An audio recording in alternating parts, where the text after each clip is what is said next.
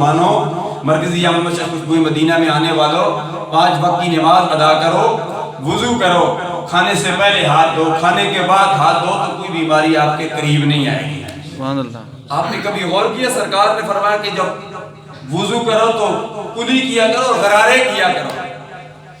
موجودہ سائنس نے بھی اس پر ریسرچ کی ہے، اور ناک میں پانی چلایا کرو، ناک میں پانی ڈالا کرو، ایسے پانی ڈالو تاکہ تمہیں غوطہ آ جائے پیچھے تک پانی۔ اور پھر ناک کے اندر، انسان کے ہر ناک کے اندر بال ہوتے ہیں۔ یہ بال کیوں ہیں؟ یہ فلٹر ہے جو دو قسم کی وائرس ہے، 2 قسم کی وائرس ہے، ایک منفی ہے ایک مثبت ہے۔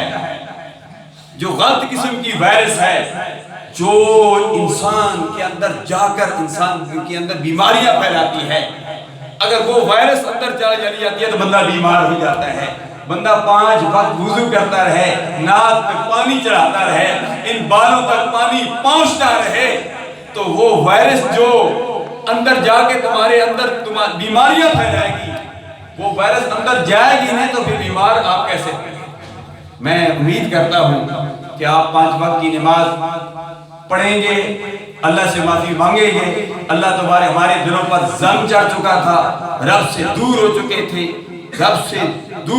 اس لیے اللہ تبارک و تعالیٰ نے اس زنگ کو اتارنے کے لیے قوم کو اپنی طرف خود متوجہ کر دیا۔ جب قوم گڑھے میں جا رہی تھی، گرنے لگی تھی، امیر گڑھے میں گرنے لگی تھی، اللہ تبارک و تعالیٰ مسلمانوں کو، اپنے بندوں کو بچا رہا ہے۔ اے مسلمانوں، اب بھی سمجھ جاؤ، اب توبہ کر دو، رب کی بارگاہ میں جھک جاؤ، درود و سلام کے نذرانے پیش کرنے لگو، استغفار پڑھنے لگو، رب کی بارگاہ میں توبہ کرنے لگو۔ میں نے گزشتہ جمعہ مبارک پر بھی اجتماعی طور پر